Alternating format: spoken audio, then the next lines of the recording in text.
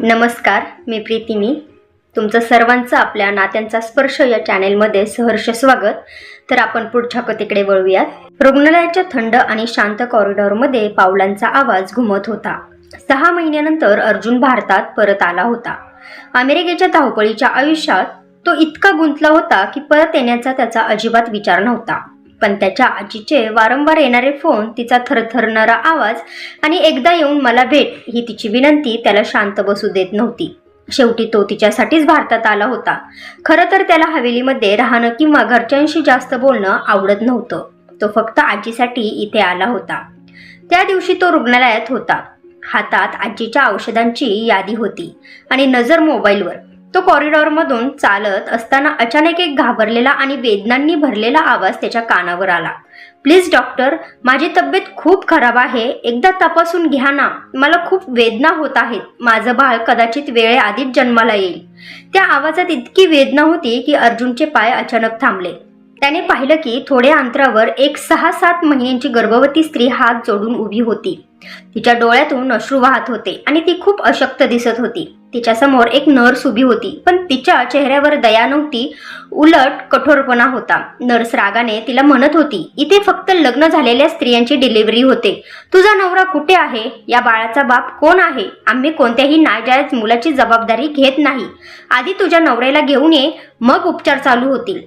हे शब्द ऐकून ती मुलगी आणखी घाबरली. ती रडत म्हणाली, हे बाळ नाजायज नाही आहे. माझं लग्न झालं आहे, पण माझा नवरा माझ्यासोबत नाही. मी एकटी आहे. मला खूप वेदना होत आहेत. प्लीज डॉक्टरांना सांगा. तिचा आवाज हळूहळू कमजोर होत चालला होता.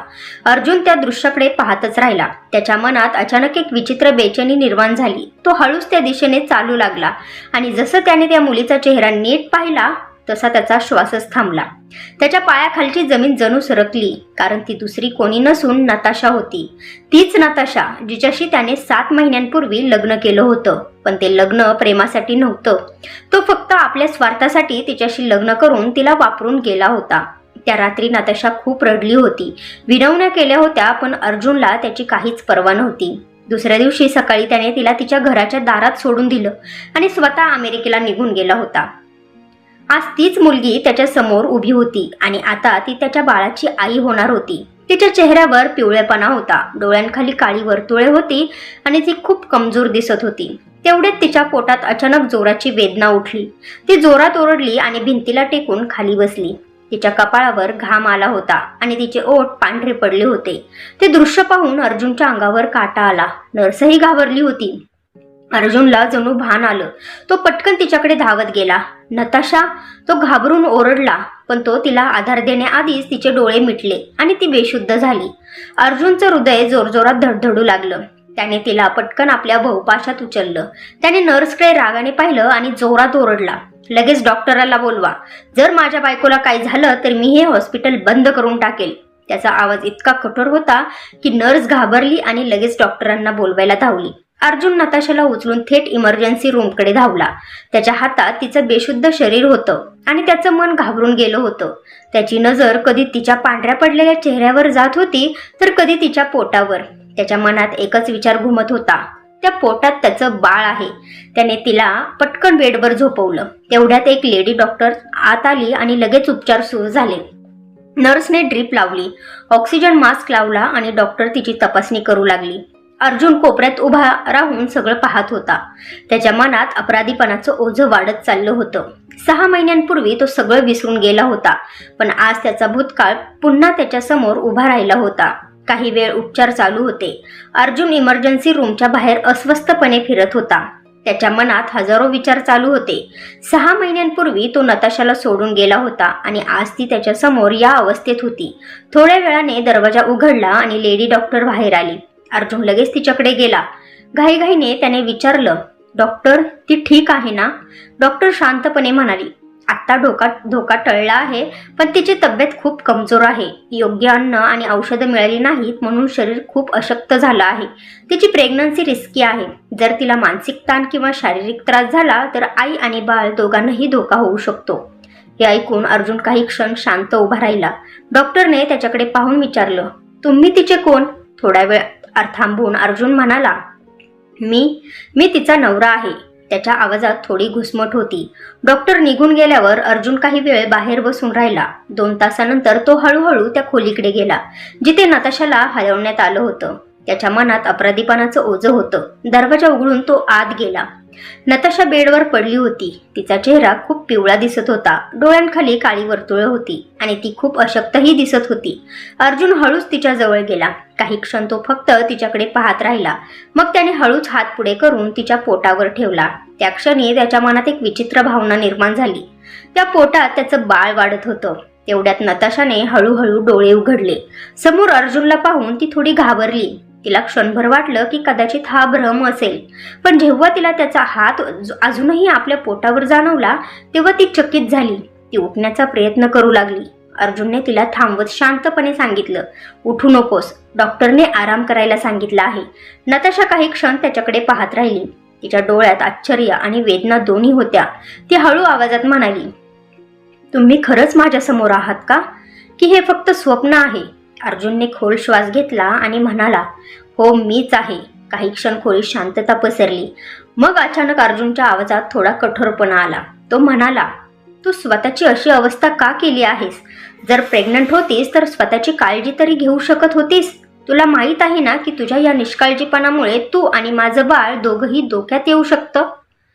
त्याचे शब्द ऐकून नताशाच्या डोळ्यात पाणी आलं.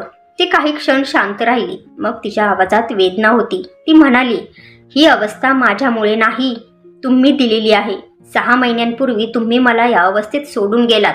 तुम्ही कधी मागे वळून पाहिलं का की मी जिवंत आहे की नाही? अर्जुन काही बोलणार इतक्यात नताशा पुढे म्हणाली, तुम्ही मला पळवून नेलं, लग्न केलं आणि दुसऱ्याच दिवशी मला माझ्या घराच्या दारात सोडून दिलं. मी तुम्हाला किती विनवलं होतं की मला असं सोडू नका, माझे बाबा मला माफ करणार नाहीत, पण तुम्ही एकदाही ऐकलं नाही. तिच्या डोळ्यातून अश्रू वाहत होते. त्या दिवशी बाबांनी मला घरात घ्यायलाच नकार दिला. मला घराबाहेर काढलं. मग मी तुमच्या घरी गेले, पण तिथेही मला कोणी आत जाऊ दिलं नाही. मला भिकारी समजून हाकलून दिलं. हे ऐकून अर्जुन शांत झाला. त्याच्या मनात अपराधीपणाची भावना वाढत होती. नताशा पुढे म्हणाली, या 6 महिन्यात मी एका छोट्या हॉटेलमध्ये वेटर म्हणून काम केलं. जेवढं मिळायचं तेवढ्यात जगत होते. पण आता माझ्याकडे डॉक्टरला दाखवायला किंवा औषध घ्यायला सुद्धा पैसे नव्हते. तिचे शब्द ऐकून खोलीत पुन्हा शांतता पसरली. काही क्षणानंतर अचानक अर्जुनने थंड आवाजात विचारलं, हे बाळ खरंच माझं आहे ना? हा प्रश्न ऐकून नताशा जणू हादरली. तिच्या डोळ्यात दुःख आणि राग दोन्ही भरले. ती थरथरत म्हणाली, अर्जुन सरदेशमुख, तुम्ही किती खालच्या पातळीला जाऊ शकता याची मला कल्पना नव्हती. तुम्ही मला उद्ध्वस्त केलं आणि आता विचारता की हे बाळ कोणाचं आहे? तिच्या डोळ्यातून अश्रू वाहू लागले. जर इतकाच संशय होता तर मग का लग्न केलं माझ्यासोबत? ती रागाने ड्रीप काढण्याचा प्रयत्न करू लागली. माझ्या आयुष्यातून निघून जा, मला तुमचा चेहरा देखील पुन्हा कधीही पाहायचा नाही, ती ओरडली. अर्जुन काही क्षण शांत उभा राहिला. मग कठोर आवाजात म्हणाला, ठीक आहे, ड्रीप संपली की इथून तू निघून जा. मला सुद्धा तुझ्याशी काही संबंध ठेवायचा नाही. कोणाचं बाळ आहे ते माझ्यावर ढकलण्याचा प्रयत्न करू नकोस. हे बोलून तो वळला आणि खोलीबाहेर निघून गेला. नताशा बेडवर शांत पडली होती. तिच्या डोळ्यातून अश्रू वाहत होते. तिच्या मनात एकच विचार होता, हे बाळ फक्त तिचं आहे. ती या निर्दयी माणसाचं नाव आपल्या बाळाशी जोडू देणार नव्हती. पण तिला माहीत नव्हतं की नियतीने अजून वेगळंच काही ठरवलं आहे. अर्जुन खोलीतून बाहेर आला, पण त्याच्या मनात प्रचंड गोंधळ चालू होता. त्याने रागाच्या भरात खूप कठोर शब्द बोलले होते. तो थेट आपल्या आजीच्या खोलीत गेला. लक्ष्मी मॅडम बेडवर पडल्या होत्या. त्यांनी डोळे उघडले आणि अर्जुनला पाहताच त्यांच्या चेहऱ्यावर समाधान दिसलं. त्या हलक्या आवाजात म्हणाल्या, आला का शेवटी? मला वाटलं आता तुला तुझ्या आजीची आठवणही उरली नाही. त्यांच्या आवाजात थोडी नाराजी होती, पण प्रेमही होतं. अर्जुन शांतपणे त्यांच्या जवळ बसला. तो नेहमीप्रमाणे त्यांना हसून उत्तर देऊ शकत नव्हता, कारण त्यांच्या मनात नताशाची अवस्था सतत फिरत होती. लक्ष्मी मॅडम पुन्हा म्हणाल्या, तुला माहीत आहे ना मला तुझ्यावर किती प्रेम आहे. माझे इतर नातू-नाती आहेत, पण माझं मन नेहमी तुझ्यातच अडकलं आहे. तू अमेरिकेला गेला आणि एकदाही माझा विचार केला नाहीस. अर्जुनने हळू आवाजात सांगितलं, आजी तसं नाही आहे. काही परिस्थिती अशा होत्या की मला इथून जावंच लागलं, पण तो स्वतःलाच पटवू शकत नव्हता. त्याच्या मनात नताशाचे शब्द घुमत होते. तुम्ही मला उद्ध्वस्त केलं. काही वेळ आजीशी बोलून तो बाहेर आला, पण त्याच्या मनाला अजिबात शांतता मिळत नव्हती. त्याला अचानक नताशाची आठवण झाली. तो पटकन त्या खोलीकडे गेला जिथे ती होती. पण आता जाऊन पाहिलं तर बेड रिकामा होता. अर्जुनचं हृदय जोरात धडधडू लागलं. त्याने घाईघाईने बाहेर एका नर्सला विचारलं, इथे जी नताशा नावाची मुलगी होती ती कुठे गेली? नर्सने शांतपणे उत्तर दिलं, ती आत्ताच हॉस्पिटलमधून निघून गेली आणि जाताना सांगून गेली की तिचं बिल तुम्ही भराल. हे ऐकून अर्जुन क्षणभर थांबला. मग त्याने विचारलं, ती आत्ता कुठे असेल? नर्स म्हणाली, बहुतेक पार्किंग एरियाकडे गेली असेल. अर्जुन एक क्षणही न थांबता तिकडे धावला.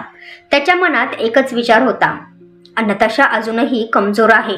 ती अशा अवस्थेत एकटीच जाऊ शकत नाही.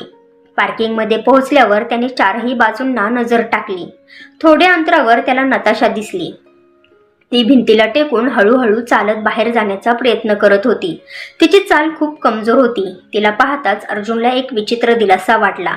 तो पटकन तिच्याकडे गेला आणि तिचा हात पकडून तिला थांबवलं. नताशा घाबरून मागे वळली. तिच्या डोळ्यात भीती होती. ती म्हणाली, माझा हात सोडा. तुम्हाला माझ्याशी काही संबंध ठेवायचा नाही ना? मग मला का थांबवत आहात? अर्जुनच्या आवाजात पुन्हा कठोरपणा आला.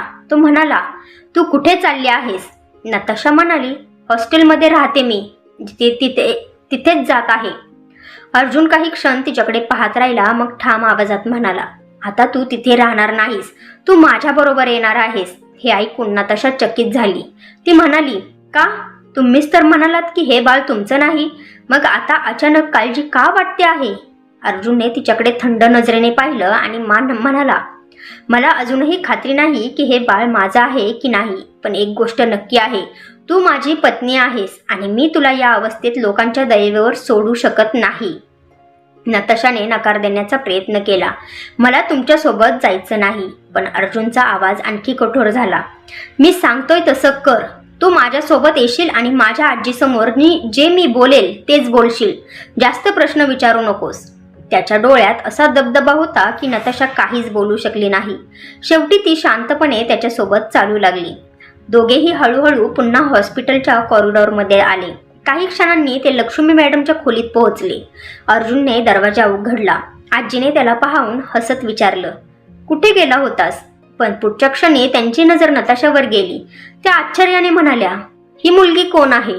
अर्जुनने एक क्षण विचार केला आणि मग शांत आवाजात सांगितलं, आजी, ही मला बाहेर भेटली. ही प्रेग्नंट आहे आणि तिच्याकडे राहायला जागा नाही. म्हणून मी विचार केला की काही दिवस आपल्या घरी ठेवूयात.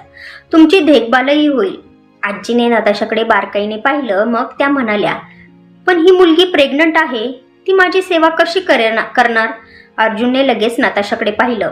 त्याच्या नजरेत स्पष्ट इशारा होता. नताशाने लगेच मान खाली घातली आणि उत्तर दिलं, मी सगळं काम करू शकते मॅडम. तुम्ही काळजी करू नका. लक्ष्मी मॅडम काही क्षण विचारात पडल्या. मग त्यांनी हळूच तिच्या डोक्यावर हात ठेवला आणि म्हणाल्या, ठीक आहे, राहू दे तिला इथे. खोलीत पुन्हा शांतता पसरली. पण त्या शांततेच्या मागे अनेक गुपितं दडलेली होती. त्या दिवसानंतर नताशा हवेलीत राहू लागली. लक्ष्मी मॅडमना रुग्णालयातून सुट्टी मिळाल्यावर त्यांना हवेलीत आणण्यात आलं. नताशाला नोकरांच्या बाजूच्या छोट्या खोलीत राहायला दिलं गेलं. खोली साधी होती. एक छोटा पलंग, एक पंखा आणि एक खिडकी. नताशा खूप थकलेली होती. दिवसभर आजीची सेवा आणि घरातील छोटी मोठी कामं करताना तिचं शरीर आणखी कमजोर होत जात होतं. पण तरीही ती शांतपणे सगळं सहन करत होती. त्या रात्री अर्जुन आपल्या खोलीत होता, पण त्याला अजिबात झोप येत नव्हती. नताशाचा थकलेला चेहरा आणि तिची अवस्था त्याच्या डोळ्यासमोर सतत येत होती. शेवटी तो उठला आणि हळूच नोकरांच्या खोलीकडे गेला. दरवाजा हलकेच उघडून तो आत आला. नताशा पलंगावर पडली होती. तिचे डोळे मिटलेले होते आणि ती खूप थकलेली दिसत होती. अर्जुन काही क्षण शांतपणे तिच्याकडे पाहत राहिला. त्याची नजर तिच्या पोटावर गेली. त्या क्षणी त्याच्या मनात काहीतरी हललं. अचानक नताशा जागी झाली. समोर अर्जुनला पाहून ती घाबरली. ती पटकन उठण्याचा प्रयत्न करत म्हणाली, तुम्ही इथे का आलात? अर्जुन शांतपणे म्हणाला, फक्त बघायला आलो होतो की तू ठीक आहेस का? त्याने थोडं थांबून पुन्हा विचारलं, कुणाशी काही बोलली नाहीस ना? नताशाने त्याच्याकडे पाहिलं आणि शांतपणे उत्तर दिलं, माझ्यासोबत बोलायला कोण आहे इथे? ती उठून उभी राहिली, पण लगेच तिच्या तोंडून हलकीशी वेदनेची किंकाळी बाहेर पडली. तिचे पाय खूप सुजले होते. अर्जुनने ते पाहिलं आणि त्याचा चेहरा गंभीर झाला. तो म्हणाला, तू स्वतःची अजिबात काळजी घेत नाहीस का? नताशा हलकसं हसली, पण त्या हसण्यात वेदना होती. ती म्हणाली, ज्याचं आयुष्य संपत चाललं आहे तो स्वतःची किती काळजी घेणार ना? हे ऐकून अर्जुन काही क्षण शांत झाला. मग अचानक तो उठला आणि बाहेर गेला. काही वेळाने तो परत आला. त्याच्या हातात तेलाची बाटली होती. नताशा त्याच्याकडे आश्चर्याने पाहत होती. अर्जुन तिच्या समोर खाली बसला आणि तिच्या सुजलेल्या पायांवर हलक्या हाताने तेल लावून मालिश करू लागला. नताशा पूर्णपणे थक्क झाली होती. अर्जुन सरदेशमुख, जो कधी कुणासमोर झुकत नसे, जो जगाला आदेश देत असे, तो आज तिच्या पायांजवळ बसून तिची काळजी घेत होता. खोलीत पूर्ण शांतता होती. फक्त तेलाचा हलका सुगंध आणि अर्जुनच्या श्वासाचा आवाज ऐकू येत होता. नताशा त्याच्याकडे पाहत होती. तिच्या डोळ्यात आश्चर्य, वेदना आणि कुठेतरी लपलेलं प्रेम सगळं एकत्र दिसत होतं. हळूहळू दिवस जात होते. अर्जुनच्या वागण्यात बदल दिसू लागला होता. तो सतत नताशाची काळजी घेत होता, जरी त्याच्या बोलण्यात अजूनही थोडा कठोरपणा असायचा. एके दिवशी नताशा दिवसभर लक्ष्मी मॅडमच्या खोलीत होती. ती त्यांचे पाय दाबत बसली होती. रात्री उशिरा अर्जुन खोलीत आला. त्याने पाहिलं की नताशा अजूनही आजीच्या पायांजवळ बसून त्यांची सेवा करत आहे. अर्जुनने हळू आवाजात विचारलं, तू काही खाल्लंस का? नताशा थोडी चकित झाली. ती म्हणाली, नाही, अजून वेळ मिळाला नाही. हे ऐकून अर्जुनचा चेहरा कठोर झाला. तो म्हणाला, डॉक्टरने सांगितलं आहे ना की तुझी प्रेग्नन्सी रिस्की आहे. तू काही खाल्लं नाहीस तर बाळाला धोका होऊ शकतो. त्याच्या आवाजात राग होता, पण त्या रागाच्या मागे काळजी स्पष्ट दिसत होती. तो काही न बोलता बाहेर गेला. 5 मिनिटांनी तो परत आला. त्याच्या हातात जेवणाचे ताट होते. त्याने नताशाला सोफ्यावर बसवलं आणि स्वतः तिच्या समोर बसला. मग तो स्वतःच तिच्यासाठी घास बनवून तिला खाऊ घालू लागला. नताशा खूपच संकोचली. ती म्हणाली, मी स्वतः खाईन. पण अर्जुनने कठोर नजरेने पाहत सांगितलं, शांत बस आणि खा. नताशा काही बोलली नाही. ती हळूच घास खाऊ लागली. त्या क्षणी तिच्या मनात अनेक भावना होत्या. काही दिवसांपूर्वी जो माणूस तिला नकारत होता, तोच आज तिची इतकी काळजी घेत होता. खोलीत प्रकाश होता आणि वातावरणात एक वेगळीच शांतता होती. नताशाला वाटत होतं जणू ती एखादी स्वप्न पाहत आहे. पण नियती अजून एक वादळ घेऊन येणार होती. कारण काही दिवसांनी हवेलीत अशी व्यक्ती येणार होती जी या शांततेला पूर्णपणे हादरवून टाकणार होती. काही दिवस अशीच शांततेत गेले. नताशा आता हवेलीत राहत होती आणि लक्ष्मी मॅडमची मनापासून सेवा करत होती. तिच्या चेहऱ्यावर अजूनही थकवा दिसत होता, पण आता तिच्या आयुष्यात थोडी स्थिरता आली होती. अर्जुनही तिची काळजी घेत होता, जरी तो अजूनही कधी कधी कठोरपणे बोलायचा. हळूहळू हवेलीतील नोकरांनाही समजू लागलं की अर्जुन नताशाबद्दल वेगळ्याच प्रकारची काळजी घेत आहे. एक दिवस सकाळी नताशा स्वयंपाकघरात उभी होती.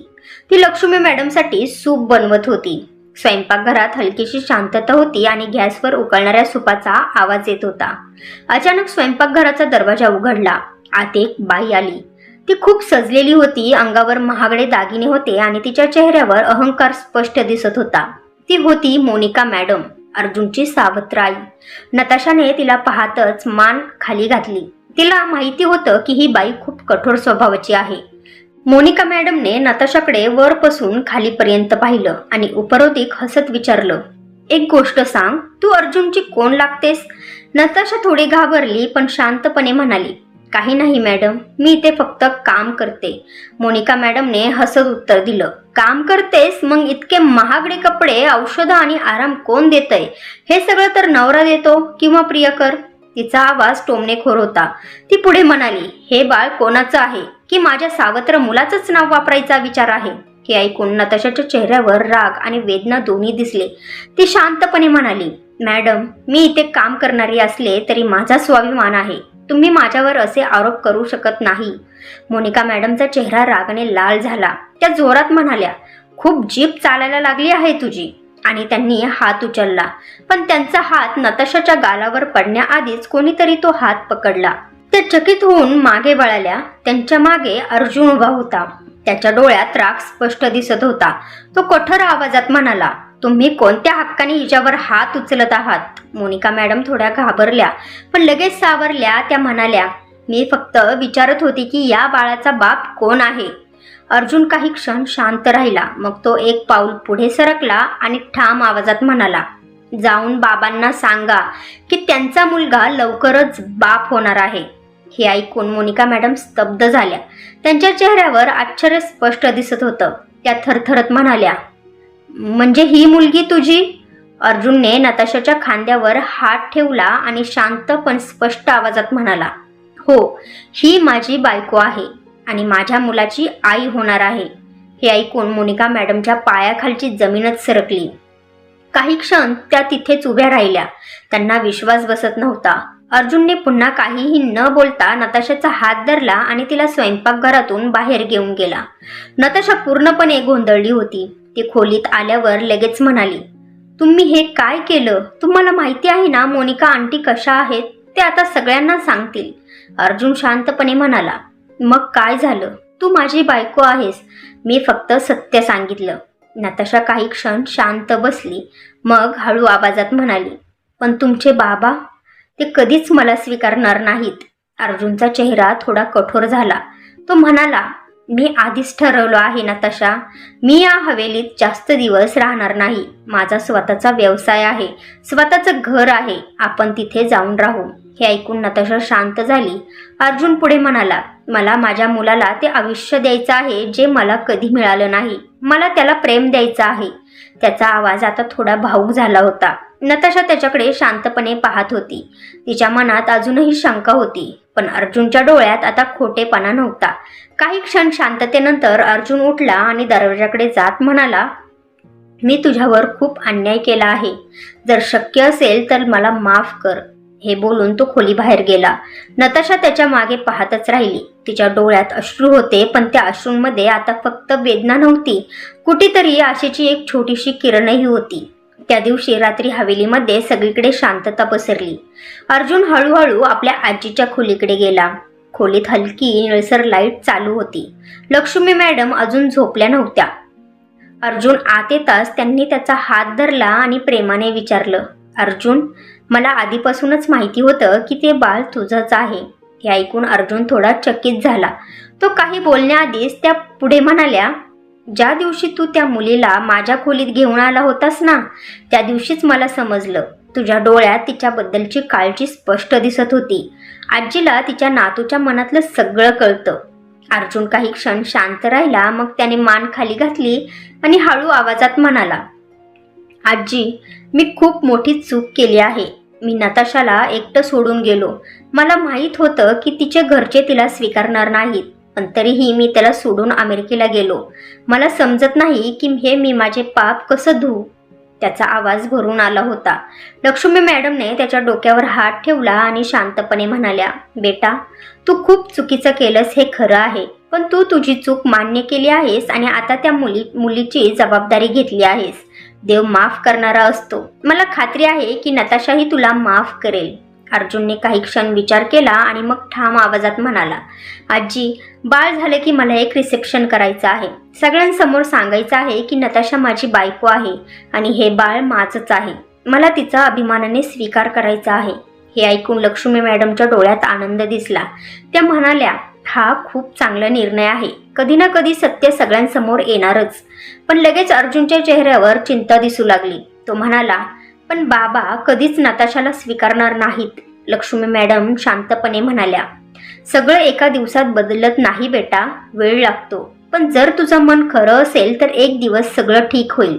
अर्जुनने खोल श्वास घेतला. मग तो म्हणाला, आजी, मी ठरवलं आहे. मी ही हवेली सोडून जाणार आहे. मला माझ्या मुलाला असं वातावरण द्यायचं नाही जिथे त्याला फक्त तिरस्कार आणि अहंकार दिसेल. मी त्याला प्रेमाने वाढवू इच्छितो. लक्ष्मी मॅडमने त्याच्याकडे प्रेमाने पाहिलं आणि म्हणाल्या, जर तुला असं वाटत असेल की तिथे तू आनंदी राहशील तर जा बेटा, पण मनात कोणाबद्दल राग ठेवू नकोस. त्या रात्री अर्जुन बराच वेळ विचार करत बसला. त्याला आता स्पष्टपणे जाणवत होतं की त्याने नताशावर किती मोठा अन्याय केला होता. पण आता त्याला सगळं सुधारायचं होतं. त्याला आपल्या बायकोला आणि होणाऱ्या बाळाला एक सुरक्षित आणि आनंदी आयुष्य द्यायचं होतं. काही दिवस असेच गेले. नताशाची तब्येत अजूनही नाजूक होती, पण अर्जुन तिची काळजी घेत होता. शेवटी तो दिवस आला जेव्हा नताशाला रुग्णालयात दाखल करावं लागलं. तिची डिलिव्हरी होणार होती. रुग्णालयाच्या कॉरिडॉरमध्ये अर्जुन उभा होता. त्याच्या चेहऱ्यावर प्रचंड चिंता दिसत होती. ऑपरेशन थिएटरचा दरवाजा बंद होता आणि आता डॉक्टर नताशाची डिलिव्हरी करत होते. अर्जुनच्या मनात भीती होती. तो मनातल्या मनात देवाला प्रार्थना करत होता, देवा, माझं बाळ सुरक्षित जन्माला येऊ दे आणि नताशालाही काही होऊ देऊ नकोस. त्याच्या डोळ्यात अश्रू आले होते. त्याला आता स्पष्ट जाणवत होतं की नताशा त्याच्यासाठी किती महत्वाची आहे. अचानक ऑपरेशन थिएटरचा दरवाजा उघडला. एक नर्स बाहेर आली आणि तिच्या हातात एक लहानसं बाळ होतं. काही क्षणात त्या बाळाचा रडण्याचा आवाज कॉरिडॉरमध्ये घुमला. डॉक्टर हसत म्हणाली, अभिनंदन, मुलगा झाला आहे. अर्जुनचे हात थरथरत होते. त्याने हळूच आपलं बाळ हातात घेतलं. त्या क्षणी त्याच्या डोळ्यातून अश्रू वाहू लागले. त्याला वाटलं जणू त्याच्या आयुष्यात एक नवीन सुरुवात झाली आहे. काही वेळाने डॉक्टर म्हणाली, तुमची पत्नी ठीक आहे. थोड्या वेळाने तुम्ही तिला भेटू शकता. हे ऐकून अर्जुनच्या मनावरचं मोठं ओझं हलकं झालं. तो काही वेळाने खोलीत गेला. नताशा थकलेली होती, पण तिच्या चेहऱ्यावर हलकंसं हसू होतं. अर्जुन तिच्या जवळ बसला. तिचा हात हातात घेतला आणि भावूक आवाजात म्हणाला, नताशा, मला माफ कर. मी तुला खूप त्रास दिला, पण आता मी तुला आणि आपल्या मुलाला एक सुंदर आयुष्य देऊ इच्छितो. नताशा हलकंसं हसली. तिच्या डोळ्यातही पाणी होतं. ती म्हणाली, मी तुला खूप आधीच माफ केला आहे अर्जुन. ज्या दिवशी तू माझ्या पायांना तेल लावून मालिश केलीस, मला हाताने खाऊ घातलं, माझी एवढी काळजी घेतलीस, त्या दिवशीच मला समजलं की तू बदलत आहेस. पुढच्या क्षणी अर्जुनने तिला हलकीच मिठी मारली. त्या क्षणी त्यांच्या आयुष्यातील सगळ्या वेदना, गैरसमज आणि राग जणू मागे राहिले होते. त्यांच्या समोर आता फक्त एक नवीन सुरुवात होती, प्रेमाने भरलेली, आशेने भरलेली. नताशा आणि बाळाला रुग्णालयातून घरी आणल्यानंतर हवेलीमध्ये काही दिवस शांतता होती. लक्ष्मी मॅडम बाळाला हातात घेताच आनंदाने भरून गेल्या होत्या. त्यांना वाटत होतं की इतक्या वर्षानंतर या हवेलीत पुन्हा खऱ्या आनंदाचा आवाज ऐकू येत आहे. बाळाच्या रडण्याचा छोटासा आवाजही त्यांच्या मनाला समाधान देत होता. अर्जुन सुद्धा सतत नताशाच्या जवळ असायचा. तो बाळाकडे बघत बसायचा आणि कधी कधी स्वतःलाच आश्चर्य वाटायचं की काही महिन्यांपूर्वी तो किती कठोर होता आणि आज त्याचं मन किती बदलत आहे. पण ही शांतता फार दिवस टिकणार नव्हती. एक दिवस सकाळी हवेलीमध्ये एक मोठी काळी कार येऊन थांबली. त्या कारमधून उतरलेला माणूस म्हणजे अर्जुनचे बाबा, मनोहर सर देशमुख. त्यांचा स्वभाव खूप कठोर होता आणि घरात त्यांचा शब्द अंतिम मानला जायचा. मोनिका मॅडमने आधीच त्यांना फोन करून सगळं सांगितलं होतं. त्यामुळे ते खूप रागात हवेलीत आले होते. ते थेट हॉलमध्ये आले आणि जोरात आवाज दिला, अर्जुन. त्यांचा आवाज इतका राग होता की हवेलीतील सगळे नोकर घाबरले. काही क्षणात अर्जुन तिथे आला. त्याच्या चेहऱ्यावर शांतता होती, पण त्याला माहीत होतं की आता वादळ येणार आहे. मनोहर सर देशमुख त्याच्याकडे रागाने पाहत म्हणाले, हे काय ऐकतो आहे मी? तू एखादी मुलगी हवेलीत आणली आहेस आणि सांगतोस की ती तुझी बायको आहे आणि तिचं बाळही तुझं आहे. अर्जुन शांतपणे उभा होता. त्याने ठाम आवाजात उत्तर दिलं, हो बाबा, नताशा माझी बायको आहे आणि बाळही माझंच आहे. हे ऐकताच मनोहर सर देशमुख संतापले. ते जोरात म्हणाले, तुला माहित आहे ना आपल्या घराची प्रतिष्ठा काय आहे? आणि तू एखादी अनोळखी मुलगी घेऊन येतोस आणि सांगतोस की ती तुझी बायको आहे. इतक्या नताशा हळू तिथे आली. तिच्या हातात बाळ होतं. ती थोडी घाबरली होती, पण तरीही शांत उभी होती. मनोहर रावांची नजर तिच्यावर पडली. त्यांनी तिरस्काराने विचारलं, हीच का ती मुलगी? त्यांच्या आवाजात इतका तिरस्कार होता की नताशाचे डोळे खाली गेले. अर्जुन लगेच पुढे आला आणि ठाम आवाजात म्हणाला, हो, हीच आहे आणि हे बाळ माझंच आहे. काही क्षणांसाठी हॉलमध्ये पूर्ण शांतता पसरली. मनोहर राव रागाने थरथरत होते. ते म्हणाले, तुला वाटतं मी हे सगळं स्वीकारेन? या घरात नियम आहेत, प्रतिष्ठा आहे आणि तू ती एका क्षणात मातीमध्ये मिळवली आहेस. अर्जुनचा आवाज आता कठोर झाला. तो म्हणाला, मला प्रतिष्ठेपेक्षा माझ्या बायकोचा आणि मुलाचा सन्मान महत्वाचा आहे. हे ऐकून मनोहर राव आणखी संतापले. त्यांनी रागाने टेबलवर हात आपटत सांगितलं, जर तू या मुलीसोबत इथे राहणार असशील तर या घरात तुझ्यासाठी जागा नाही. हे ऐकून लक्ष्मी मॅडम पुढे आल्या. त्या शांत पण ठाम आवाजात म्हणाल्या, मनोहर, इतकं कठोर बोलू नकोस. ही मुलगी निरपराध आहे आणि तिच्या हातातलं बाळ तुझाच नातू आहे. पण मनोहर राव काही ऐकायला तयार नव्हते. ते म्हणाले, आई, तुम्ही मध्ये पडू नका, हा मुलगा माझ्या घराची इज्जत खराब करतो आहे. अर्जुन काही क्षण शांत राहिला.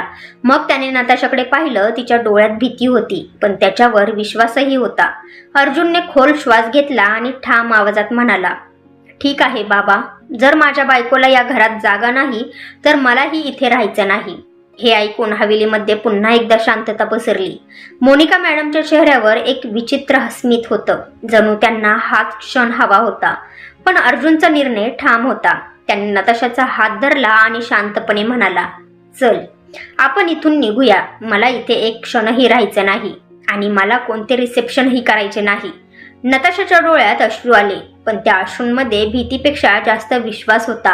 कारण आज पहिल्यांदाच तिला वाटत होतं की अर्जुन खरोखरच तिच्यासोबत उभा आहे. आणि त्या क्षणी हवेलीच्या भिंतींनी एक मोठा निर्णय ऐकवला. अर्जुन सरदेशमुख आपल्या बायको आणि मुलासाठी सगळं सोडायला तयार होता.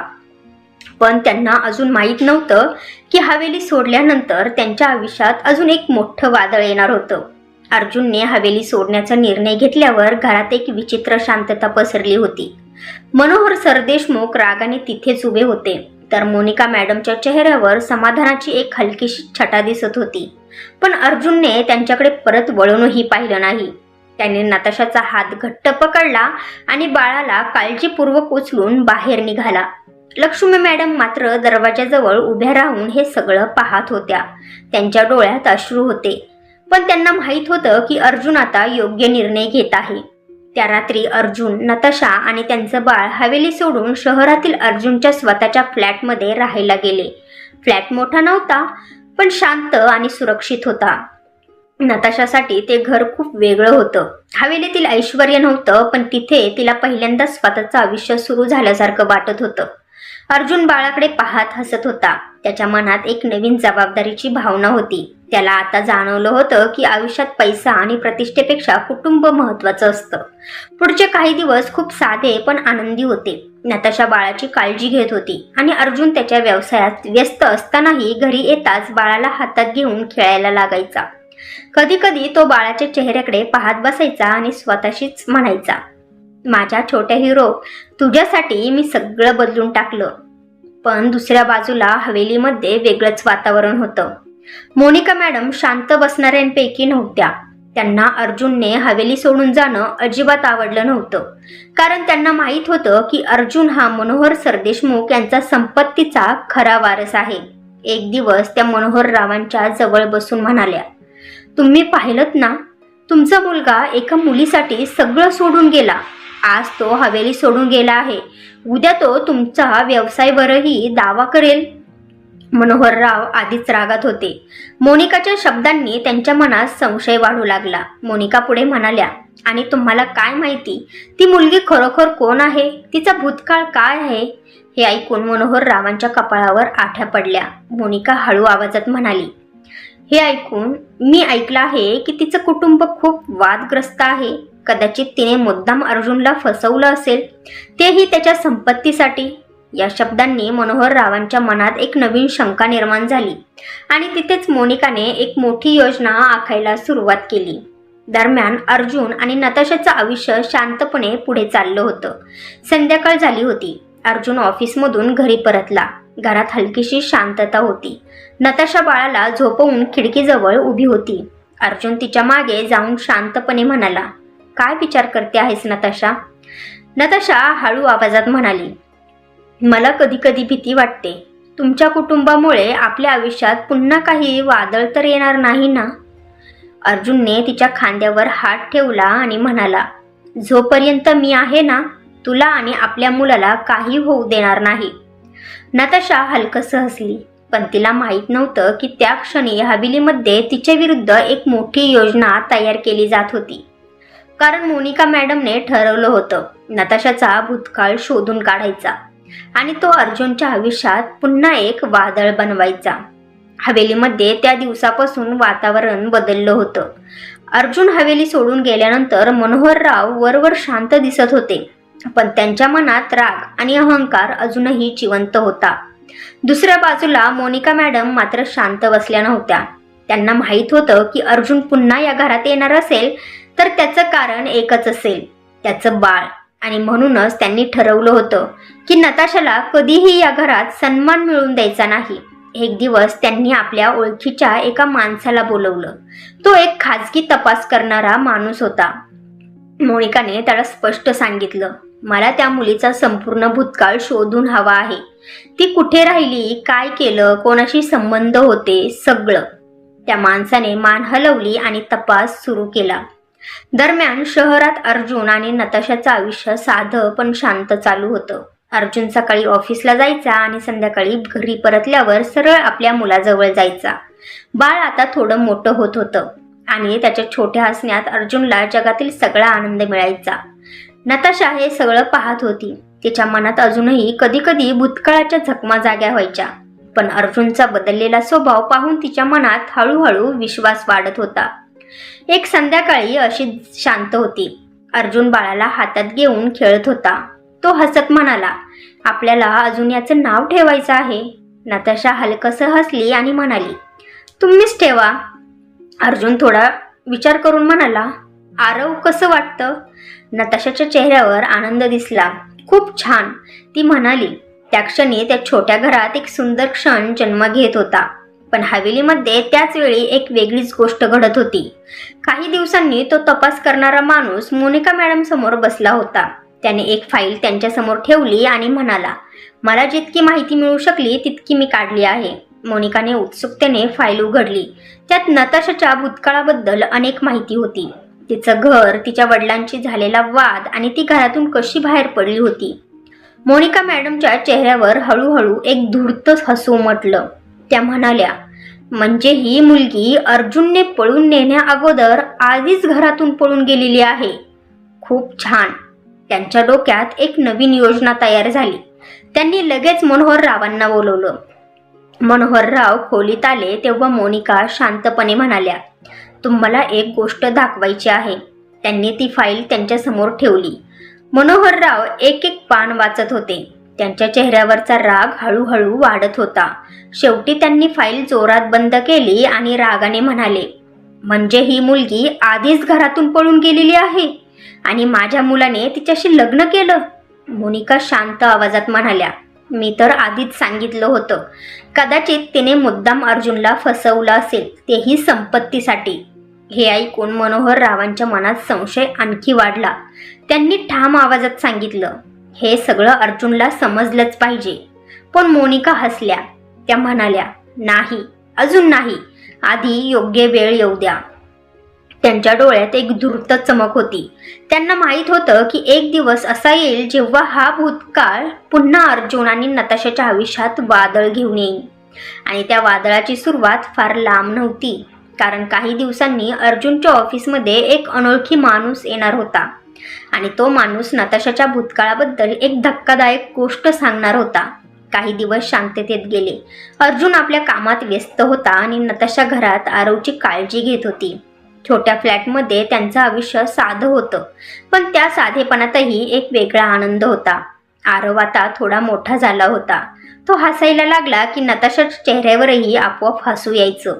अर्जुन ऑफिसमधून परतला की सर्वात आधी तो आरवला उचलून घ्यायचा आणि त्याच्याशी खेळत बसायचा. त्या छोट्या क्षणांमध्ये त्याला आयुष्याची खरी किंमत समजू लागली होती. पण नियती अजून एक वळण घेणार होती. एक दिवस आपल्या ऑफिसमध्ये अर्जुन बसला होता. तो काही महत्त्वाच्या फाईल्स पाहत होता. तेवढ्यात त्याचा सहाय्यक आत आला आणि म्हणाला, सर, एक माणूस तुम्हाला भेटायला आला आहे. म्हणतो की खूप महत्त्वाचं काम आहे. अर्जुनने डोकं वर केलं आणि म्हणाला, कोण आहे? सहाय्यक म्हणाला, तो म्हणतो त्याचं नाव राजेश शिंदे आहे. हे नाव ऐकून अर्जुन थोडा गोंधळला. त्याला हे नाव ओळखीचं वाटत नव्हतं. त्याने शांतपणे सांगितलं, ठीक आहे, आत पाठवा. काही क्षणांनी एक मध्यमवयीन माणूस ऑफिसमध्ये आला. त्याचा चेहरा थोडा कठोर दिसत होता आणि डोळ्यात एक विचित्र गंभीरता होती. तो अर्जुन समोर बसला. काही क्षण दोघांमध्ये शांतता होती. मग त्या माणसाने हळू आवाजात विचारलं, तू अर्जुन सरदेशमुख आहेस ना? अर्जुनने मान हलवली. हो, पण तुम्ही कोण? तो माणूस काही क्षण शांत राहिला आणि मग म्हणाला, मी नताशाचा बाबा आहे. हे ऐकून अर्जुनच्या चेहऱ्यावर आश्चर्य उमटलं.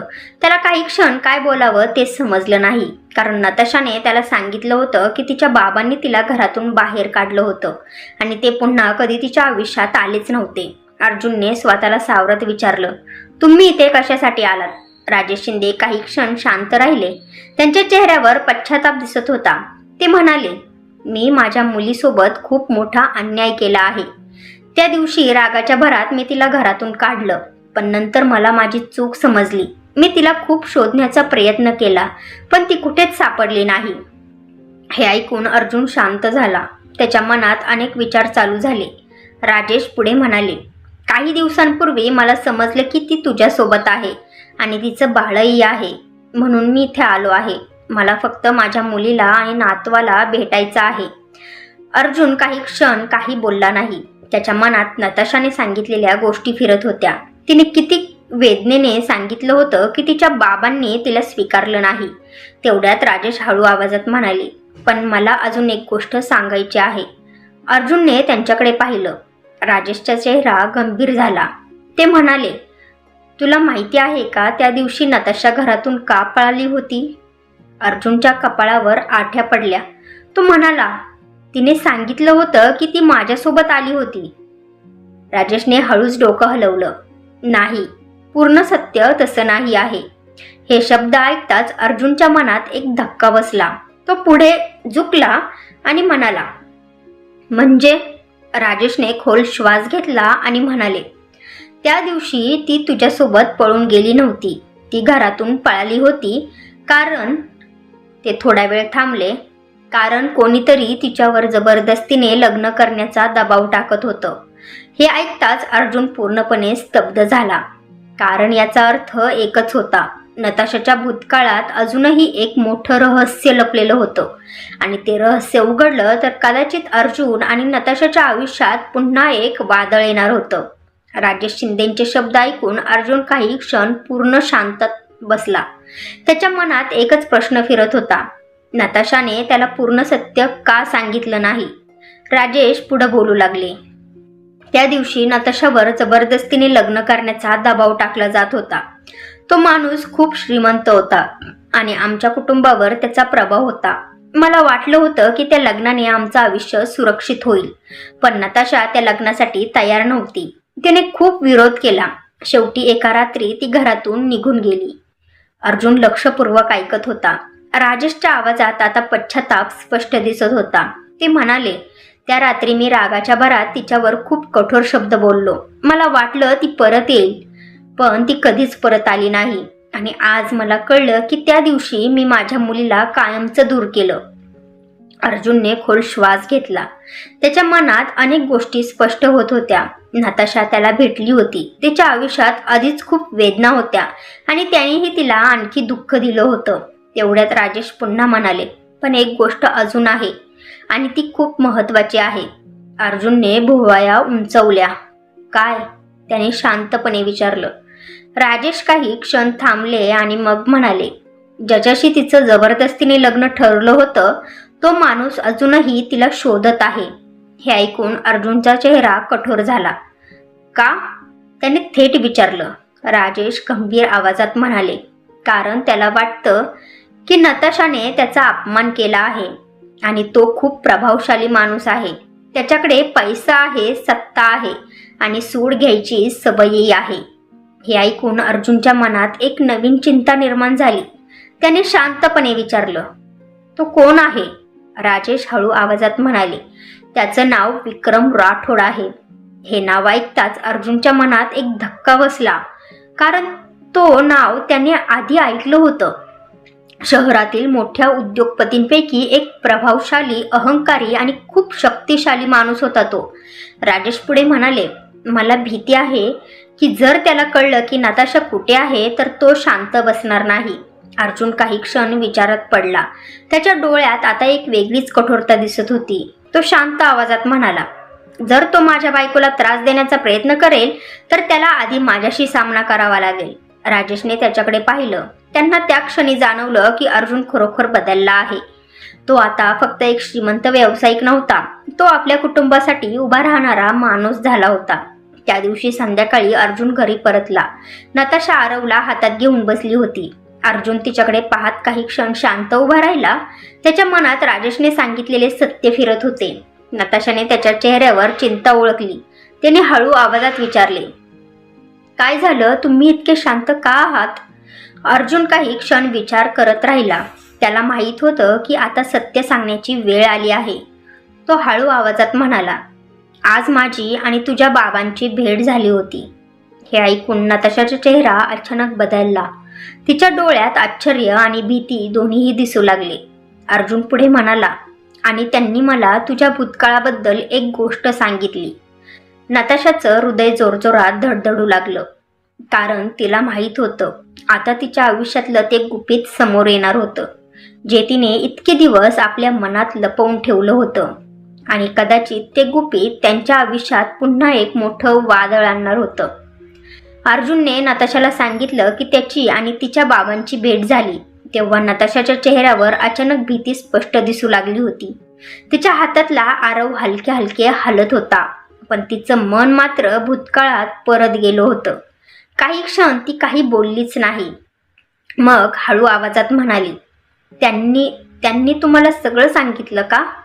अर्जुन तिच्याकडे शांतपणे पाहत होता. त्याला तिच्या डोळ्यांमध्ये लपलेली भीती दिसत होती.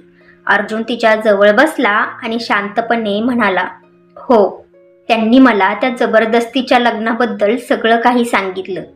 नताशाच्या डोळ्यात पाणी आलं. ती हलक्या आवाजात म्हणाली, मी तुम्हाला ते सगळं सांगू शकले नाही कारण मला वाटलं होतं की तुम्ही माझ्यावर विश्वास ठेवणार नाही. अर्जुनने तिचा हात हलकेच धरला आणि म्हणाला, आता काही लपवू नकोस, मला सगळं सांग. नताशाने खोल श्वास घेतला आणि हळूहळू बोलायला सुरुवात केली. त्या माणसाचं नाव विक्रम राठोड आहे. तो खूप श्रीमंत आहे आणि त्याला सगळं पैशाने मिळवायची सवय आहे. माझ्या बाबांवर त्याचा प्रभाव होता म्हणून त्यांनी माझं लग्न त्याच्याशी ठरवलं होतं. पण मला त्याच्याशी लग्न करायचं नव्हतं. तो माणूस खूप अहंकारी आणि धोकादायक होता. मी त्याला स्पष्ट नकार दिला आणि त्याच रात्री घरातून पळून गेले. अर्जुन शांतपणे ऐकत होता. त्याला आता नताशाच्या भूतकाळातील वेदना समजू लागल्या होत्या. तो काही बोलणार इतक्यात त्याचा फोन वाजला. स्क्रीनवर एक अनोळखी नंबर दिसत होता. अर्जुनने फोन उचलला.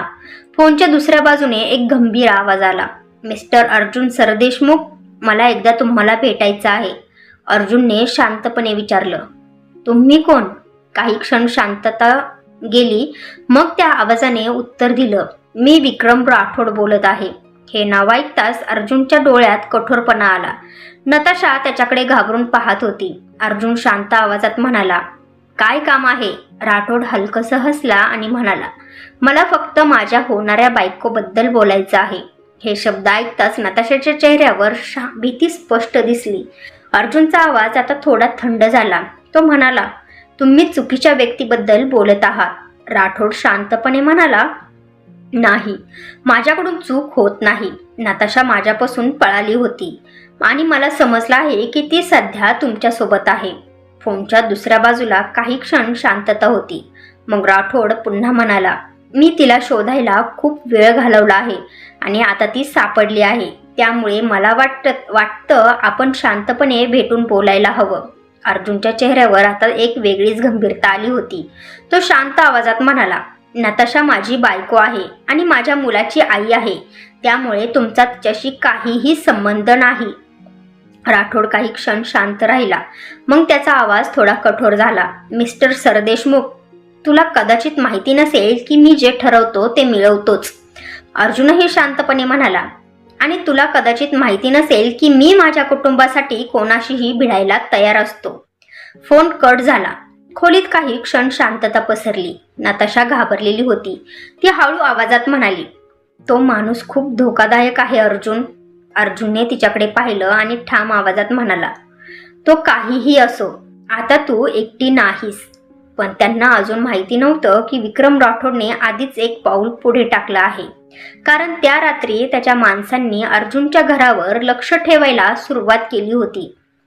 विक्रम राठोडचा फोन आल्यानंतर घरात एक वेगळी शांतता पसरली होती. नताशा खिडकीजवळ उभी होती आणि तिच्या मनात भीतीचं वादळ सुरू होतं. तिला विक्रम राठोडचा स्वभाव खूप चांगला माहिती होता. तो माणूस आपली गोष्ट पूर्ण केल्याशिवाय कधीच थांबत नव्हता. दुसऱ्या बाजूला अर्जुन मात्र शांत दिसत होता, पण त्याच्या डोळ्यात एक ठाम निर्धार दिसत होता. त्याने मनाशी ठरवलं होतं की काहीही झालं तरी तो नताशा आणि आरवचं रक्षण करणार. दुसऱ्या दिवशी सकाळी अर्जुन ऑफिसला गेला.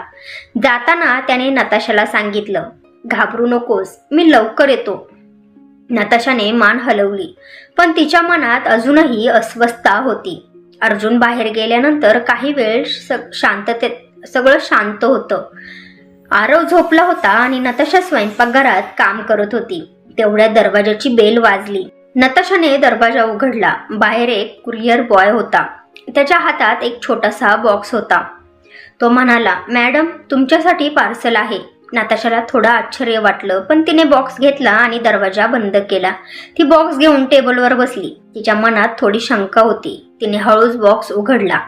आत एक छोटंसं खेळणं होतं बाळासाठी. नताशाच्या चेहऱ्यावर क्षणभर गोंधळ दिसला. तिने ते खेळणं हातात घेतलं. तेवढ्यात बॉक्सच्या आत तिला एक छोटा कागद दिसला. तिने तो उघडून पाहिला. त्यावर फक्त एकच ओळ लिहिली होती, शेवटी मी तुला शोधून काढलं.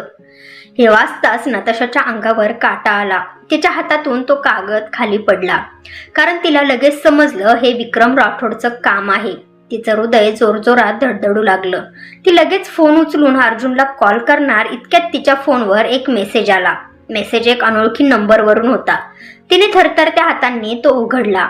त्यात एक फोटो होता. तो फोटो पाहताच नताशा पूर्णपणे घाबरली, कारण त्या फोटोमध्ये ती आणि आरव त्यांच्या घराच्या बाहेर उभे होते आणि तो फोटो स्पष्टपणे कुणीतरी दुरून काढलेला दिसत होता. म्हणजेच कुणीतरी त्यांच्या घरावर लक्ष ठेवत होतं. नताशाने लगेच अर्जुनला फोन केला. तिचा आवाज घाबरलेला होता. अर्जुन, तो आपल्यावर लक्ष ठेवतो आहे. अर्जुन ऑफिसमध्ये बसला होता. हे ऐकताच तो लगेच उठला. त्याचा आवाज शांत पण कठोर झाला. दरवाजा बंद ठेव, मी लगेच येतो. तो लगेच ऑफिसमधून बाहेर पडला. दुसऱ्या बाजूला शहराच्या दुसऱ्या टोकाला एका मोठ्या आलिशान ऑफिसमध्ये विक्रम राठोड खुर्चीत बसला होता. त्याच्या हातात फोन होता. त्याच्या समोर स्क्रीनवर नताशाच्या घराचा लाईव्ह व्हिडिओ दिसत होता. तो हलकसा हसला आणि म्हणाला, खेळ तर आता सुरू झाला आहे. अर्जुनची सावत्राई मोनिकाने सांगितलं नसतं तर नताशा कुठे आहे मला कळालं नसतं. त्याच्या शेजारी उभा असलेला माणूस विचारतो, सर, आता पुढे काय? राठोडच्या डोळ्यात थंड चमक होती. तो म्हणाला, आता अर्जुन सरदेशमुखला कळेल की माझ्याशी टक्कर घेण्याची किंमत काय असते. विक्रम राठोडशी झालेल्या फोननंतर अर्जुन अधिक सावध झाला होता. दुसऱ्या दिवशी सकाळ शांत होती, पण अर्जुनच्या मनात मात्र एक बेचैनी होती. राठोडच्या शब्दांचा विचार त्याच्या डोक्यात सतत फिरत होता. तो ऑफिसला जायला तयार होत होता. नताशा आरवला हातात घेऊन उभी होती. अर्जुन तिच्याकडे पाहत म्हणाला, दरवाजा नीट लॉक ठेव आणि कुठे बाहेर जाऊ नकोस. नताशाने मान हलवली, पण तिच्या मनातही एक अज्ञात भीती होती. अर्जुन घराबाहेर पडला. दुसऱ्या बाजूला हवेलीमध्ये मोनिका सकाळपासून विचारात बसली होती. तिला काल रात्री एक फोन आला होता आणि त्या फोनमुळे तिच्या चेहऱ्यावर एक विचित्र समाधान दिसत होतं. ती हळूच स्वतःशीच म्हणाली, आता खेळ सुरू झाला आहे. थोड्या वेळाने ती मनोहर रावांच्या खोलीत गेली. मनोहर राव पेपर वाचत बसले होते. मोनिका शांत आवाजात म्हणाली, तुम्हाला माहिती आहे का तुमचा मुलगा कुठल्या संकटात अडकला आहे? मनोहर रावांनी भुवया उंचवल्या. काय म्हणायचं आहे तुला? मोनिका खुर्चीवर बसली आणि हळू आवाजात म्हणाली, त्या मुलीचा भूतकाळ अजून संपलेला नाही आणि आता तो भूतकाळ पुन्हा परत येतो आहे. त्यांच्या चेहऱ्यावर गंभीरता आली. मोनिका पुढे म्हणाली, विक्रम राठोड नावाचा माणूस अजूनही नताशाला शोधतो आहे. हे नाव ऐकताच मनोहर राव थोडे चकित झाले. तो खूप शक्तिशाली माणूस आहे, मोनिका म्हणाली, आणि जर तो अर्जुनच्या आयुष्यात आला तर सगळं उद्ध्वस्त होईल. पण मोनिकाच्या मनात काळजी नव्हती. तिच्या मनात एक वेगळीच योजना तयार होत होती, कारण तिने आधीच ठरवलं होतं, जर नताशामुळे अर्जुन या घरापासून दूर गेला असेल तर आता तीच नताशा अर्जुनच्या आयुष्यात वादळ बनून येईल.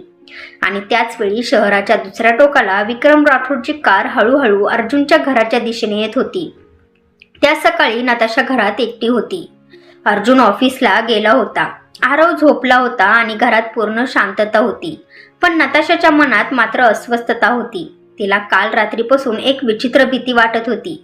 ती खिडकीजवळ उभी राहिली आणि बाहेर पाहू लागली. रस्त्यावर एक काळी कार काही वेळापासून उभी होती. नताशाच्या मनात शंका आली. ती पुन्हा खिडकीतून पाहू लागली. काही क्षणांनी त्या कारमधून 2 माणसं खाली उतरली. त्यांच्या चालण्याचा अंदाज पाहून नताशाचं हृदय जोरात धडधडू लागलं. ती लगेच दरवाजाकडे धावली आणि लॉक तपासलं. त्या क्षणी दरवाजाची बेल वाजली. नताशा काही क्षण स्थिर उभी राहिली. तिच्या हातात फोन होता. बेल पुन्हा वाजली. मॅडम, कुरिअर आहे, बाहेरून आवाज आला. नताशाने दरवाजा उघडला नाही. ती शांत उभी राहिली. तेवढ्यात बाहेरचा आवाज अचानक बदलला. दरवाजा उघड नताशा, आम्हाला माहिती आहे तू आत आहेस. हे ऐकताच नताशाच्या अंगावर काटा आला. तिला समजलं हे राठोडची माणसं आहेत. ती पटकन मागे सरकली आणि फोन उचलून अर्जुनना कॉल केला. अर्जुन, ते इथे आले आहेत, ती थरथरत्या आवाजात म्हणाली. अर्जुन ऑफिसमध्ये होता. हे ऐकताच तो लगेच उठला. दरवाजा उघडू नकोस, मी येतो, तो कठोर आवाजात म्हणाला. पण त्या क्षणी दरवाजावर जोरात धक्का बसला. नताशाचं हृदय जोरात धडधडू लागलं. तिने आरवला उचलून घेतलं. बाहेरून पुन्हा आवाज आला. आम्ही फक्त बोलायला आलो आहोत. पण नताशाला माहित होतं हे फक्त बोलण्यासाठी आलेले नव्हते. त्याचवेळी शहराच्या दुसऱ्या बाजूला कार वेगाने धावत होती. त्या कारमध्ये बसलेला अर्जुन स्वतःशीच म्हणाला, नताशाला आणि आरवला काही झालं तर राठोडला मी कधीच सोडणार नाही. नताशा आरवला छातीशी घट्ट धरून उभी होती. तिचं हृदय इतक्या जोरात धडधडत होतं की तिला स्वतःचा श्वासही ऐकू येत होता. दरवाजावरचे धक्के वाढत होते. दरवाजा उघड नताशा, नाहीतर आम्हालाच आत यावं लागेल. बाहेरून कठोर आवाज आला. नताशाने भीतीने फोन हातात घट्ट पकडला. तिला अर्जुनचा आवाज अजूनही कानात घुमत होता. दरवाजा उघडू नकोस. तेवढ्यात दरवाजावर आणखी एक जोरदार धक्का बसला. दरवाजा हलला. नताशाच्या डोळ्यात अश्रू आले. तिने आरवच्या डोक्यावर हात ठेवला आणि स्वतःला धीर देण्याचा प्रयत्न केला. त्याच वेळी बाहेर रस्त्यावर एक कार जोरात येऊन थांबली. कारमधून अर्जुन उतरला. त्याने घरासमोर उभे असलेले 2 माणसं पाहिली. त्याच्या डोळ्यात राग चमकला. इथून निघून जा, तो मोठ्या आवाजात म्हणाला. ती माणसं मागे वळली. त्यांना अर्जुन दिसला. त्यापैकी एक माणूस हसत म्हणाला, आम्ही फक्त मॅडमला भेटायला आलो होतो. अर्जुन त्यांच्यासमोर येऊन उभा राहिला. तुमच्या बॉसला सांगा माझ्या कुटुंबाजवळ येऊ नकोस. त्याचा आवाज इतका कठोर होता की काही क्षण त्या माणसांनी काहीच बोललं नाही. मग त्यांनी एकमेकांकडे पाहिलं आणि हळूहळू कारमध्ये बसले. कार निघून गेली. अर्जुन लगेच घरात धावला. नताशा अजूनही घाबरलेली होती. तिच्या हातात आरव होता. अर्जुन तिच्या जवळ आला आणि शांत आवाजात म्हणाला, सगळं ठीक आहे, मी आलो आहे. नताशाने त्याच्याकडे पाहिलं आणि अचानक तिच्या डोळ्यातून अश्रू वाहू लागले. त्या क्षणी अर्जुनला समजलं ही फक्त सुरुवात आहे. कारण शहराच्या दुसऱ्या बाजूला विक्रम राठोड आपल्या ऑफिसमध्ये बसला होता. त्याच्या फोनवर नुकताच एक मेसेज आला होता, सर, अर्जुन आला. राठोड हलकसं हसला आणि हळू आवाजात म्हणाला, छान, आता खेळ आणखी रंजक होईल. त्या घटनेनंतर घरात काही दिवस तणावाचं वातावरण होतं. नताशा अजूनही घाबरलेली होती. ती खिडकीतून बाहेर पाहून बसायची. जणू पुन्हा कुणीतरी येईल अशी भीती तिच्या मनात असायची. अर्जुन मात्र शांत दिसत होता. पण त्याच्या मनात एक ठाम निर्णय झाला होता. आता तो फक्त स्वतःचं रक्षण करणार नव्हता, तर राठोडचा खेळच संपवणार होता. काही दिवसात अर्जुनने राठोडबद्दल माहिती गोळा करायला सुरुवात केली. त्याच्या व्यवसायाबद्दल, त्याच्या माणसांबद्दल आणि त्याच्या गुप्त व्यवहारांबद्दल. हळूहळू त्याला समजलं की राठोडचं साम्राज्य दिसायला मोठं असलं तरी त्यात अनेक काळी रहस्य लपलेली आहेत. आणि यात अर्जुनला कोणीतरी मोठा माणूस मदत करत होतं. एक दिवस अर्जुनच्या हातात काही महत्त्वाचे पुरावे आले. त्या फाईल्स पाहताना त्याच्या चेहऱ्यावर गंभीरता आली. तो शांतपणे म्हणाला, आता खेळ संपवायची वेळ आली आहे राठोड, तयार रहा. काही दिवसांनी शहरात अचानक एक मोठी बातमी आली. टीव्ही चॅनेल्सवर सतत एकच बातमी दाखवली जात होती. विक्रम राठोडला पोलिसांनी अटक केली. त्याच्यावर गुन्हे सिद्ध झाले होते. बेकायदेशीर व्यवहार, धमक्या, किडनॅपिंग आणि अनेक लोकांना त्रास दिल्याचे पुरावे पोलिसांच्या हाती लागले होते. ही बातमी ऐकून नताशा थोडी स्तब्ध झाली. तिच्या मनात भीती आणि दिलासा दोन्ही भावना होत्या. हे सगळं कसं शक्य आहे? ती हळू आवाजात म्हणाली. अर्जुन काही क्षण शांत राहिला. मग तो म्हणाला, यावेळी मला एकटं लढावं लागलं नाही. नताशाने आश्चर्याने त्याच्याकडे पाहिलं. तेवढ्या टीव्हीवर पुढची बातमी आली. राठोडच्या अटकेत काही महत्त्वाच्या लोकांनी पोलिसांना मदत केली होती. त्यात एक नाव होतं मनोहर सरदेशमुख, अर्जुन सरदेशमुख यांचे वडील. नताशा थोडी आश्चर्यचकित झाली. अर्जुनही काही क्षण गप्प राहिला. दुसऱ्या बाजूला हवेलीमध्ये मोठा गोंधळ सुरू होता, कारण मनोहर रावांना आता एक सत्य कळलं होतं. मोनिकाने गुपचूप विक्रम राठोडला मदत केली होती. हे ऐकून मनोहर रावांचा राग अनावर झाला. तू माझ्या कुटुंबाविरुद्ध कट करत होतीस, मला माझ्याच कुटुंबाविरुद्ध माझ्या मनाविरुद्ध भडकवत होतीस, फक्त संपत्तीसाठी. तुझ्यामुळे मी माझ्या मुलाला आणि सुनेला घराबाहेर काढलं. आता बास, तुला मी पुराव्यासहित पकडला आहे. तुझा आता आम्ही एकही शब्द ऐकू घेणार नाही, ते कठोर आवाजात म्हणाले. मोनिका काही बोलू शकली नाही. मनोहर सरदेशमुख यांनी ठाम आवाजात सांगितलं, आजपासून या घराशी तुझा काहीही संबंध नाही. त्या दिवशी मोनिकाला हवेलीमधून बाहेर काढण्यात आलं. लक्ष्मी मॅडम शांतपणे उभ्या होत्या. त्यांनी मनोहर रावांकडे पाहून हळू आवाजात सांगितलं, आता उरलेलं एक काम करायचं आहे मनोहर. मनोहर रावांनी मान हलवली. दुसऱ्या दिवशी सकाळी एक कार अर्जुनच्या घरासमोर येऊन थांबली. दरवाजाची बेल वाजली. नताशाने दरवाजा उघडला आणि ती थोडी थांबली. समोर मनोहर राव आणि लक्ष्मी मॅडम उभे होते. काही क्षण कोणी काहीच बोललं नाही. मग मनोहर राव शांत आवाजात म्हणाले, आम्ही माफी मागायला आलो आहोत. नताशा थोडी स्तब्ध झाली. लक्ष्मी मॅडम पुढे आल्या आणि प्रेमाने म्हणाल्या, बाळा, खूप चुका झाल्या, पण आता घर पुन्हा एकत्र यायला हवं. तेवढ्यात नताशाने आरवला हातात घेतलं. लक्ष्मी मॅडमच्या नजरा त्या छोट्या बाळावर गेल्या. त्या क्षणी त्यांच्या डोळ्यात पाणी आलं. माझा पत्रुंड, त्या हळू आवाजात म्हणाल्या. मनोहर रावांनी सुद्धा आरवला हातात घेतलं. त्या छोट्या बाळाकडे पाहताना त्यांचा कठोर चेहरा मऊ झाला. ते भाऊक आवाजात म्हणाले, आणि माझा नातू. घर खूप दिवसांपासून रिकामं होतं, आता ते पुन्हा जिवंत होईल. अर्जुन नताशाकडे पाहत होता. नताशाने हलकसं हसत मान हलवली. काही दिवसांनी हवेलीमध्ये पुन्हा आनंदाचं वातावरण होतं. अर्जुन, नताशा आणि छोटा आरव हवेलीमध्ये परत आले होते. लक्ष्मी मॅडम आनंदाने आरवला खेळवत होत्या. मनोहर राव शांतपणे त्या सगळ्यांकडे पाहत होते. अर्जुनने नताशाकडे पाहून हळू आवाजात सांगितलं, नताशा, आपल्या जीवनात खूप वादळं आली, पण शेवटी आपणच जिंकलो. नताशा हसली. छोटा आरवही हसत होता आणि त्या छोट्या हसण्याने हवेली पुन्हा जिवंत झाली होती. कधी कधी आयुष्यातील एक चूक संपूर्ण आयुष्य बदलून टाकते, पण पश्चाताप आणि खरं प्रेम असेल तर तुटलेली नातीही पुन्हा जुळू शकतात. कधी कधी नियती माणसाला तुटवते, फक्त त्याला पुन्हा अधिक मजबूत बनवण्यासाठी. जिथे प्रेम खरं असतं तिथे शेवट नेहमी सुंदरच होतो. तर फ्रेंड्स, तुम्हाला ही स्टोरी आवडली असेल तर व्हिडिओला लाईक करा आणि आपल्या नात्यांचा स्पर्श या चॅनेलला सबस्क्राईब करा आणि बेल आयकॉनवर क्लिक करून ऑलवर सेट करा, म्हणजे पुढची व्हिडिओ तुम्हाला लगेच मिळेल. धन्यवाद.